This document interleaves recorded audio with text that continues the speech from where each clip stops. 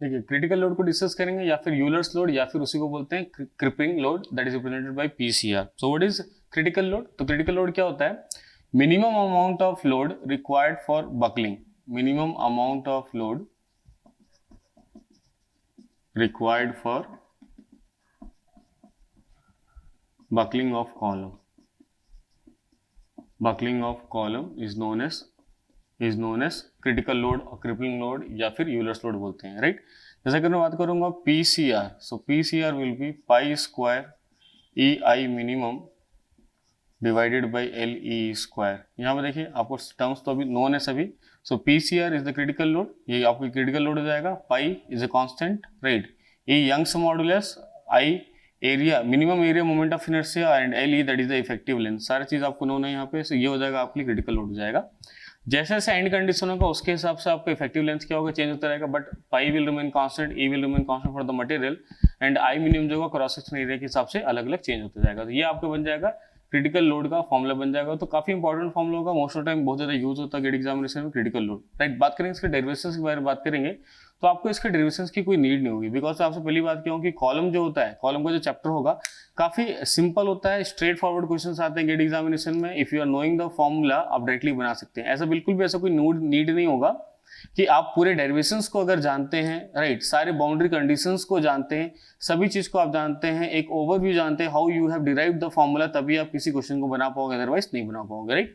तो ऐसे कंडीशन में इसके डायरेक्ट फॉर्मूले को आप याद रखेंगे। डिफरेंट एंड कंडीशन के बारे में अभी मैं बात करूंगा, उनके बेसिस पे भी जो फॉर्मूले बनी उनको भी याद रखेंगे तो डायरेक्टली आप क्वेश्चन को सॉल्व कर पाएंगे। पर ध्यान देना, this is the minimum amount of load required for the buckling of column, यानी अगर इतना लोड आप लगाते हो तभी वो कॉलम क्या होगा, आपका बकल होगा, अदरवाइज वो कॉलम आपका बकल नहीं होगा। सो that is the meaning of critical load, Euler's load या फिर क्रिपलिंग लोड जिसको बोला जाता है, रिप्रेजेंटेड बाय पीसीआर बोला। आप देखते हैं डिफरेंट एंड कंडीशंस के बारे में बात करते हैं। जैसे यहाँ पर अगर मैं ऐसे लिख लेता हूँ, राइट, एंड कंडीशंस लिख दिया, and conditions, different and conditions के बारे में बात करूंगा, एंड कंडीशंस, राइट। और उसका यहाँ पे डायग्राम भी बना देता हूँ उस एंड कंडीशंस के लिए।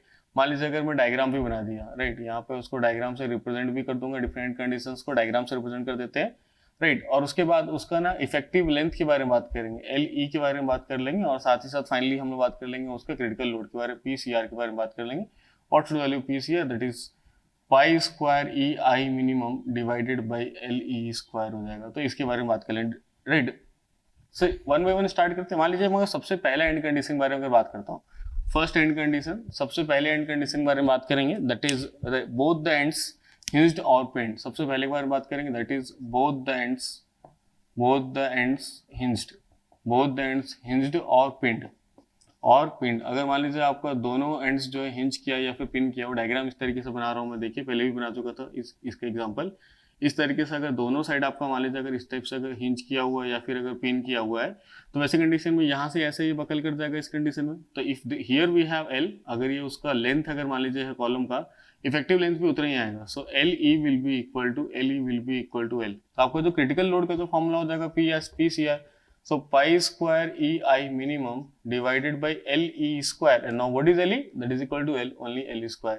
तो ये क्रिटिकल लोड का फॉर्मूला बन गया फर्स्ट वाले के लिए, राइट। अब सेकंड वाले के बारे में अगर मान लीजिए आपसे डिस्कस करता हूँ फॉर सेकंड कंडीशन, तो अगर सेकंड कंडीशन डिस्कस करूंगा तो एक हो जाएगा, right, one and, right, one and fixed, एक एंड मान लीजिए आपका फिक्स किया है, एंड अदर हिंज्ड, एक अगर हिंज किया हुआ है। वैसे कंडीशन देखिए कैसे करेंगे, राइट। सपोज करें इस तरीके से डायग्राम से रिप्रेजेंट कर रहा हूँ कि एक साइड आपका जो किया हुआ है, सो वन एंड आपका जो है वो यहाँ पे हिंज किया हुआ है, और एक साइड आपका फिक्स किया हुआ है, एक साइड फिक्स किया हुआ है। तो वैसे कंडीशन देखिए, लेंथ तो L है इसका, बकल कैसे करेगा, जहाँ पे यहाँ पे हिंज होगा, पिन होगा, वहां से तुरंत ऐसे बकल कर जाएगा, ऐसे बेंड हो जाएगा, उसके बाद वो इस तरीके से ऐसा आ जाएगा, लाइक दिस ओनली।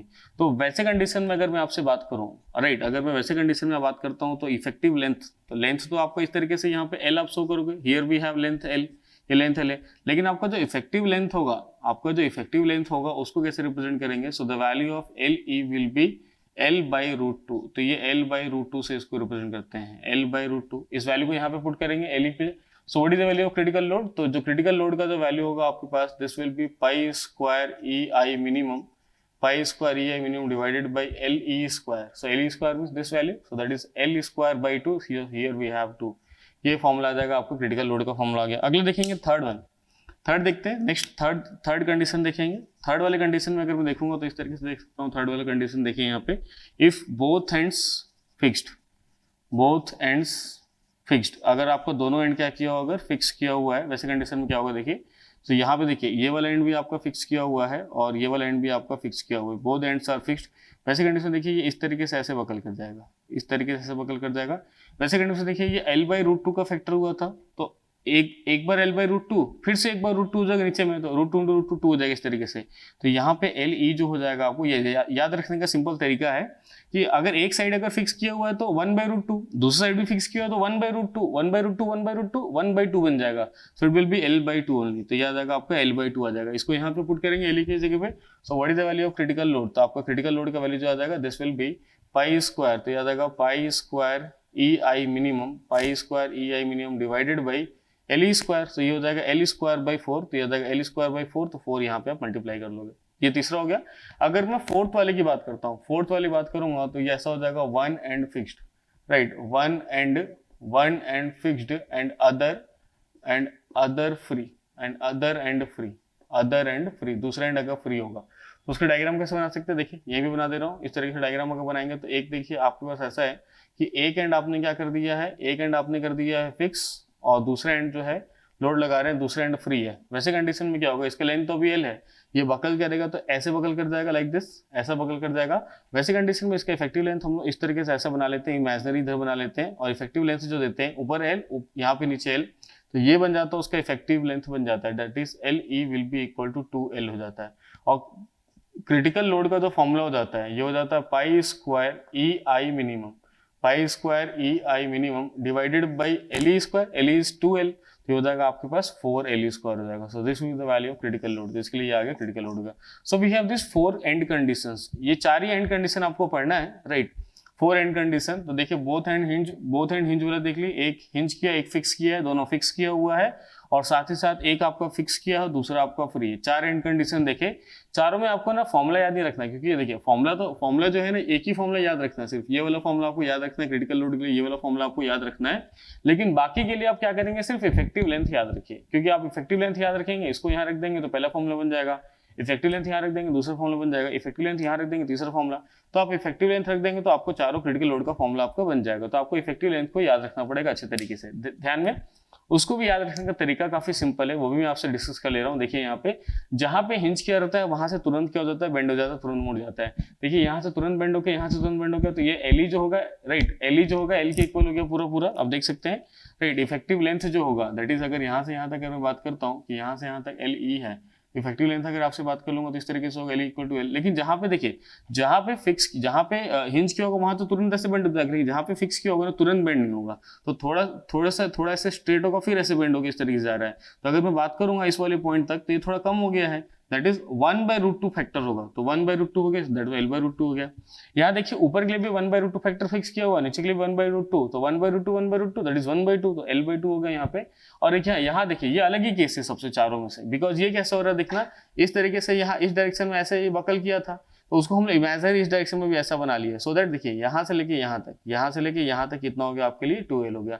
तो चारों का आप इफेक्टिव लेंथ याद रखिए, चारों का इफेक्टिव लेंथ अगर आपको याद है तो चारों का आप क्रिटिकल फॉर्मूला ध्यान में रखेंगे, और ये चारों क्रिटिकल फॉर्मूला आपको बहुत ज्यादा यूज में आता है गेट एग्जाम के क्वेश्चंस को बनाने के लिए या किसी भी एग्जाम में क्वेश्चंस को बनाने के लिए। So please remember the end conditions, 4 and condition है, चारों का इफेक्टिव लेंथ का फॉर्मूला याद रखिए और क्रिटिकल लोड का फॉर्मूला मेन याद रखिए, उसमें LE को पुट करते जाइए, चारों का अलग अलग आपको क्या मिल जाएंगे, क्रिटिकल लोड के वैल्यूज आपको मिल जाएंगे। तो ये हुआ क्रिटिकल लोड, राइट, या क्रिपलिंग लोड या फिर यूलर्स लोड के बारे में बात किए हैं। आपको ना फॉर्मूला वाइज बहुत अच्छे से इसको याद रखना चाहिए, so you can solve questions very easily, very fast. Now we will discuss about critical stress, right. Critical stress के बारे में डिस्कस करेंगे, क्या होता है क्रिटिकल स्ट्रेस। थोड़ी देर पहले हम डिस्कस कर रहे थे क्रिटिकल लोड के बारे में डिस्कस किए थे, तो जो क्रिटिकल लोड डिस्कस किए थे वो था आपका PCR, that is equal to pi square EI minimum divided by LE square, ऐसे हम यहाँ पर डिस्कस किए। So this is the formula of critical load, ये क्रिटिकल लोड का फॉर्मूला था। क्रिटिकल स्ट्रेस के बारे में बात करेंगे, तो क्रिटिकल स्ट्रेस जो होगा दैट इज सिग्मा CR जो critical stress represented by critical load divided by area of cross section, इस तरीके से इसको डिफाइन कर सकते हैं। So the value of critical load will be, critical load का वैल्यू कितना हो जाएगा देखिए, तो क्रिटिकल लोड का वैल्यू आपके पास है पाई square EI minimum divided by LE square, LE का स्क्वायर मल्टीप्लाइड बाई एरिया, यहाँ पे ये लगा दिया, राइट। अब देखिए इसमें अगर मैं ऐसा अगर लिखूं राइट, इस चीज को अगर मैं ऐसा कर देता हूँ, राइट, तो ये आपके लिए ऐसा हो जाएगा, right, just look at here, तो ये आ जाएगा आपका sigma C R, that is critical load is equal to pi square E, right. उसके बाद अगर मैं आपसे ऐसा लिखूं, डिवाइडेड बाई एल ई लिख देता हूँ, एल ई का स्क्वायर लिख रहा हूँ, और इसमें भी डिवाइडेड बाई लिख लेता हूँ, राइट, ध्यान देखिए, डिवाइडेड बाई अगर लिख लेता हूँ इस तरीके से, I, right, I minimum divided by A, अगर ऐसा लिख लूँ, यहाँ पे ध्यान दीजिए, इस तरीके से ऐसा लिख लूँ, तो ये आपको जैसे दिखेगा, it will turn out this only. अगर इसको आप थोड़ा सा अगर सिंप्लीफाई करेंगे तो ये इस तरीके से ऐसे दिखेगा एग्जैक्टली, राइट, सेम दिखेगा। ऐसा लिखने के पीछे मेरा पर्पस क्या है, सिंस आई नो कि आपका जो स्लेंडरनेस रेशियो होता है that is equal to L E divided by K minimum होता है, L E divide by K minimum हो जाता है। और अगेन राइट, स्लेंडर रेशियो मैं आपसे डिस्कस भी किया था, स्लेंडर रेशियो होता है के मिनिमम क्या होता है, under root, so L E divided by, तो ये हो जाता है under root, right, I minimum by A हो जाता है आपका के मिनिमम का वैल्यू हो जाता है, ठीक है। दोनों साइड अगर मैं स्क्वायर कर दूंगा तो ये कैसे दिखेगा, देखिए, स्क्वायर करने के बाद सो सिलेंडर रेशियो का square, so S R square जो होगा, सिलेंडर रेशियो का square will be equal to L E पे स्क्वायर आ जाएगा, तो ये हो जाएगा एल ई स्क्वायर हो जाएगा डिवाइड बाई, स्क्वायर करूंगा तो स्क्वायर से रूट कैंसिल हो जाएगा नीचे में, तो ये हो जाएगा सिर्फ आपके पास हो जाएगा आई मिनिमम बाई ए हो जाएगा, आई मिनिमम बाई ए हो जाएगा। अब देखेंगे तो स्लेंडर रेशियो का स्क्वायर आता है एल ई का square divided by I minimum by A आता है, तो ये एक्जैक्टली ये सेम चीज आपको क्या दिख रहा है, स्लेंडरनेस रेशियो यहाँ पे आप बोल सकते हैं, राइट, स्लेंडर रेशियो का स्क्वायर आप बोल सकते हैं यहाँ पे। सो क्रिटिकल लोड जो, क्रिटिकल स्ट्रेस जो है आपके पास, इस क्रिटिकल स्ट्रेस को अगर मैं ऐसे रिप्रेजेंट करूंगा तो कैसा दिखेगा, देखिए, so this critical stress represented by pi square E divided by, right, slenderness ratio का स्क्वायर, तो स्लेंडर रेशियो का स्क्वायर, या तो आप इसको ऐसे रिप्रेजेंट कर सकते हैं, राइट, या फिर यहाँ से एक इंपॉर्टेंट बात यहाँ पे देखिए, इंपॉर्टेंट नोट पॉइंट यहाँ पे लिखूंगा अभी, अगर मेरे को स्लेंडरनेस रेशियो, राइट, अगर मेरे को स्लेंडर रेशियो की बारे में तो मैं लिख लिया यहाँ पे, ठीक है, ये ठीक है, यहाँ सिलेंडर रेशियो के फॉर्म में लिख दिया। अभी देखिए यहाँ से इंपॉर्टेंट कैसे मैं यहाँ से कंक्लूड करूंगा, इंपॉर्टेंट नोट पॉइंट देखूंगा, since I know for Euler's column, अगर मान लीजिए अगर मैं यूलर्स कॉलम के बारे में बात करता हूँ, राइट, यूलर्स और लॉन्ग कॉलम, या फिर अगर मैं लॉन्ग कॉलम बोलूँ, जिसको यूलर्स कॉलम बोलेंगे, लॉन्ग कॉलम बोलेंगे, तो उसके लिए पहले देख चुके हो what is the mode of failure. अगर मैं फेलियर के बारे में बात करता हूँ तो फेलियर आपको कैसा होना चाहिए बताना, failure because of only buckling not by crossing, buckling कारण फेलियर होगा, तो बकलिंग कारण तो फेलियर होगा। लेकिन अगर मैं स्ट्रेस की विषय से बात करूँ, स्ट्रेंथ की विषय से बात करूँ, तो वैसे कंडीशन में कैसा होगा, क्रसिंग पे फेलियर नहीं होने वाला, क्रसिंग फेलियर नहीं होगा, इसका मतलब क्या है, क्रिटिकल स्ट्रेस जो होना चाहिए should be less than equal to, critical stress should be less than equal to the permissible stress, वो आपका परमिसिबल या क्रसिंग स्ट्रेस भी कई बार बोलते हैं, परमिसिबल स्ट्रेस और क्रसिंग स्ट्रेस, तो परमिसिबल बोल लेते हैं या कई बार उसको लोग क्रसिंग स्ट्रेस भी बोल लेते हैं, और क्रसिंग स्ट्रेस इस तरीके से होना चाहिए। तो परमिसिबल बोलिए या फिर क्रसिंग स्ट्रेस बोलिए या फिर फेलियर स्ट्रेस बोलिए, बात सेम है।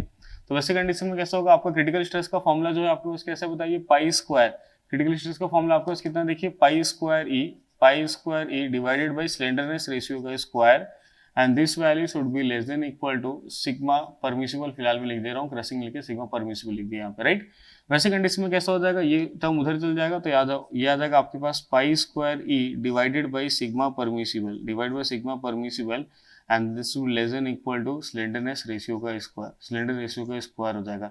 अगर मैं यहाँ से अगर आपसे बात करूंगा, so what is the value of slenderness ratio, तो slenderness ratio should be greater than equal to under root, याद आएगा under root pi square E divided by sigma permissible, ये आ जाएगा सिग्मा परमिसिबल आ जाएगा। सो यहाँ से ये चीज देखिए इस तरीके से निकाली सकते, तो या तो फॉर लॉन्ग कॉलम अगर मैं डिस्कशन कर रहा था तो लॉन्ग कॉलम के लिए मैं डिस्कस कर रहा था, so for long column this would be the condition, ये कंडीशन होना चाहिए। इसका मतलब अगर मैं लॉन्ग कॉलम के बारे में अगर आपसे बात करूं तो अगर मैं आपसे पूछूंगा what should be the value of slenderness ratio for a long column, तो लॉन्ग कॉलम के लिए जो सिलेंडर रेशियो होना चाहिए बेसिकली वो इतना होना चाहिए या तो इससे ज्यादा होना चाहिए। सो अगर पूछूंगा for long column, right, for long column, अगर मैं लॉन्ग कॉलम के बारे में अगर आपसे बात करता हूँ for long column what should be the minimum slenderness ratio, तो मिनिमम स्लेंडर रेशियो कितना हो जाएगा देखिए, so minimum slender ratio will be only this much, that is under root, right, pi square E divided by sigma permissible, this is the minimum value of slender ratio. इसका मतलब ये है अगर slenderness ratio अगर इतना होता है minimum या इससे ज्यादा होता है तब वो कॉलम बिहेव करेगा एज लॉन्ग कॉलम जैसे बिहेव करेगा, अदरवाइज अगर सिलेंडर रेशियो का वैल्यू अगर इससे कम हो गया, अगर इस वैल्यू से अगर कम हो गया then column will behave as, right, medium column और शॉर्ट कॉलम, राइट। तो मीडियम कॉलम जैसे बिहेव करेगा या फिर शॉर्ट कॉलम जैसे बिहेव करेगा। तो ये बहुत ही इंपॉर्टेंट नोट पॉइंट है, please note it down, right. बहुत ज्यादा इंपॉर्टेंट ये नोट पॉइंट है, बिकॉज आप जानते हो कि जो लॉन्ग कॉलम होता है, जो यूलर्स कॉलम जो होता है, it fails only by buckling, यानी इसका जो फेलियर होता है वो बकलिंग के कारण होता है, बकलिंग कारण इसका फेलियर होगा, राइट। बट अगर मैं बात करता हूँ राइट क्रसिंग से डिस्कस करूंगा, तो क्रसिंग के टर्म्स में कैसा है, वो सेफ है। तो ये फेलियर नहीं लिखा हूँ, देखा जाए तो ये आपको सेफ कंडीशन यहाँ पे दिखेगा, बिकॉज अगर इंड्यूस स्ट्रेस जो है अगर वो लेस है as compare to the permissible stress, definitely it is a safe condition, safe on the basis of crushing. यानी क्रसिंग के बारे में अगर बात करूंगा तो क्रसिंग के बेसिस पे कैसा बताना सेफ होगा, because we know that for Euler's column और फॉर लॉन्ग कॉलम आपको जो फेलियर होना चाहिए वो बकलिंग के बेसिस पे होना चाहिए, क्रसिंग के बेसिस पे नहीं होना चाहिए। कैसा होना चाहिए, वो सेफ होना चाहिए, दैट्स व्हाई यहाँ पे ऐसे लिखा।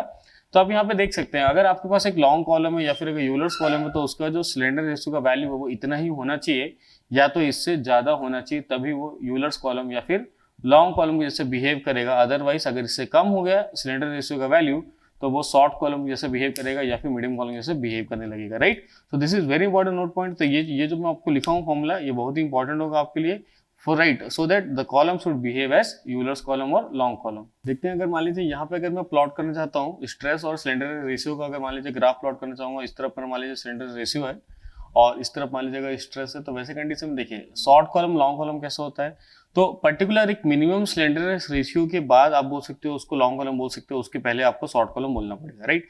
सब उसके लिए डिसाइड किया, this is the value of S R minimum, right. ये आ गया आपका S R minimum, cylinder ratio का मिनिमम वैल्यू आ गया। तो वैसे कंडीशन में देखेंगे जब मिनिमम वैल्यू होता है सिलेंडरनेस रेशियो का, तो वैसे कंडीशन आप सोच सकते हैं कि स्ट्रेस का वैल्यू जो होगा, स्ट्रेस का वैल्यू जो होता है, फेलियर की कंडीशन की बात करूंगा तो स्ट्रेस जो होता है वो क्रसिंग स्ट्रेस हो जाता है पूरा, राइट। लेकिन अगर उसके बाद की बात करूंगा, so from here to here we have short column, तो इसको आप बोल सकते हो शॉर्ट कॉलम, आप बोल सकते हो।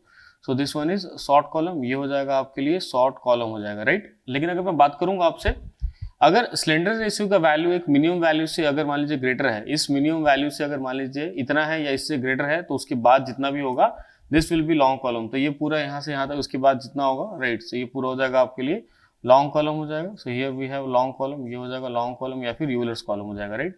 वैसे कंडीशन देखेंगे इस तरीके से इसका जो राइट ग्राफ होगा, इस तरीके से इसका ग्राफ इस तरीके से ऐसा होकर चल जाएगा, हाइपरबोलिक हो जाएगा, राइट।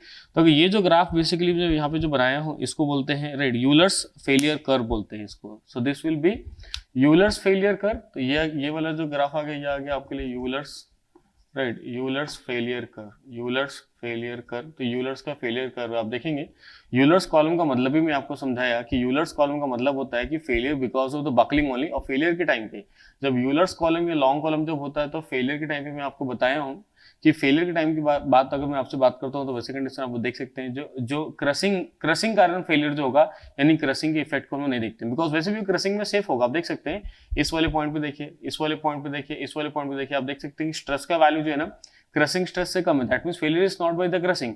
यूलर्स कॉलम का फेलियर क्रसिंग कारण नहीं होता, सिर्फ बकलिंग कारण होता है, तो ये बन जाएगा यूलर फेलियर कर्व बन जाएगा।